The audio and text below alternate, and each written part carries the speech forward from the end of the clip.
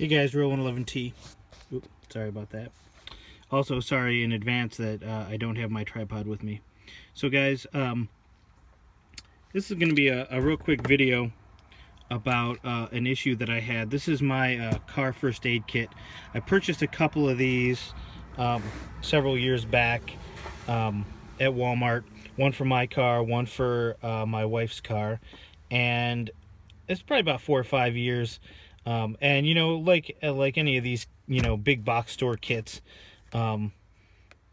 there's some good stuff in there. There's an awful lot of band-aids in there. But the philosophy of use when I bought this was definitely as a boo-boo kit. Okay, this is not a trauma pack or anything like that. If I need that in the car, I have this kit up here, which I reviewed in another video.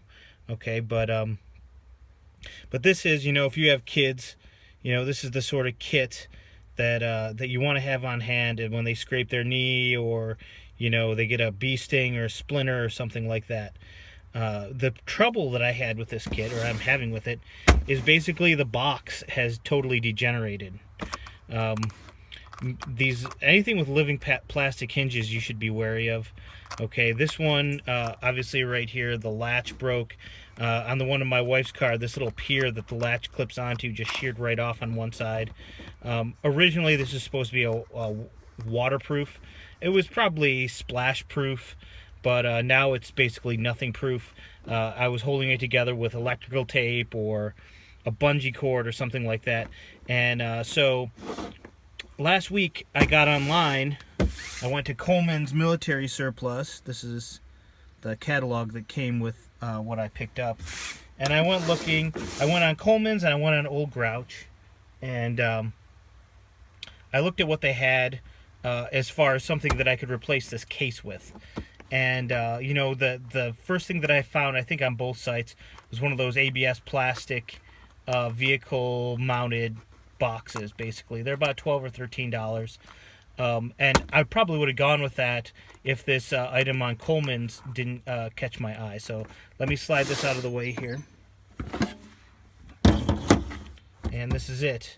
This is it was listed as a USGI waterproof box, a small waterproof box, and it was 9 3/4 inches by 9 3/4 inches by 3, I believe. Maybe it was 9 5/8. I don't know. So I knew it was going to be smaller than the case it was replacing. That's not necessarily a deal breaker. This is in about the same size. Okay, and the construction on this is aluminum. Okay, actually this is the back. It's got these little clips here on the back. You see they're bent over. Okay, if you unbent those, this would probably be a removable lid. As it is right now, I can with one hand, and I wish I brought my tripod. All right. So the lid is gasketed. You see there, like, it's kind of a janky lid opening. You could pull the lid right off if you had those bent, as I said. It's got a divider in the middle, which some people were talking about cutting out. For this application, I think that'll be fine. It probably gives the box a little bit more rigidity. Okay, and the thing that really clinched it is I said, well, this is going to be perfect because, I mean, here it is marked with a medical logo already. And then it's got, here's the maker mark, and what I believe is an NSN number on top of a different NSN number. So I'm not really sure what this would be for. I don't think this is a first aid kit box. Maybe part of a field hospital kit or something like that. But I think it's going to work perfectly. So the next thing I'm going to do is I'm going to go through this and kind of transfer the contents of this, and then we're going to kind of take a look and see what I've done. I'm not going to have you watch me do it, partially because I don't have my tripod, and I'll go over what I did when I'm done. So see you in a couple seconds. Okay, so here we are after the carnage. All right. Mostly what we got left in here is duplicated and inferior stuff. Like this is, I think, the tape that came with it. I've got some heavy-duty sort of athletic tape over here. So this narrow stuff I probably don't need. So those are the kinds of decisions that I was making. This cold pack, I think, ruptured. So I'm not putting that in there. No idea when these water tablets are, but they don't really go with the philosophy of use. I might put these Q-tips in there. Basically what I did is I divided this roughly in half, mostly medicines and stuff over here. Ibuprofen, aspirin, cough drops. There's some insect repellent, triple antibiotic ointment. These are the little medical little drugs that came with it, plus some anti-diarrheal. And then these are sort of topical creams that came with the original kit. There's some like Benadryl, I think, cream that is, and then some sting relief stuff, and there's some burn gel in there as well. I've got a lighter in case I need to sterilize anything. There's a safety pin in there, so but that'll go down in there. There's a couple of these combat like old compression bandages that I have a bunch of. They fit in there kind of perfect.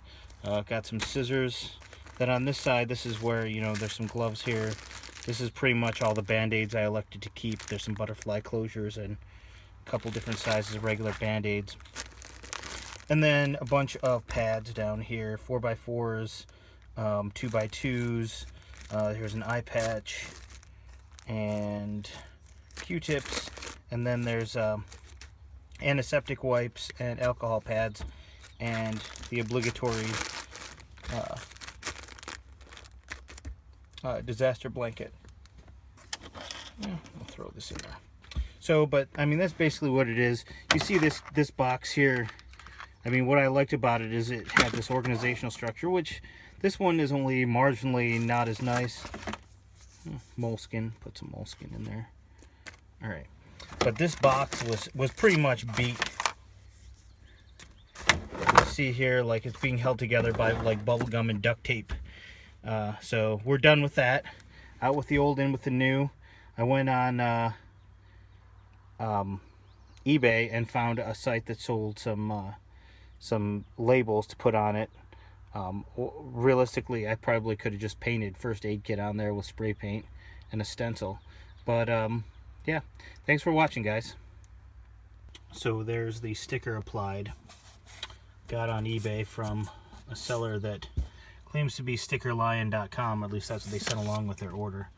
So that'll be good, and it'll give me some space up here if I want to like serialize them or put my initials or Kelly's initials on them.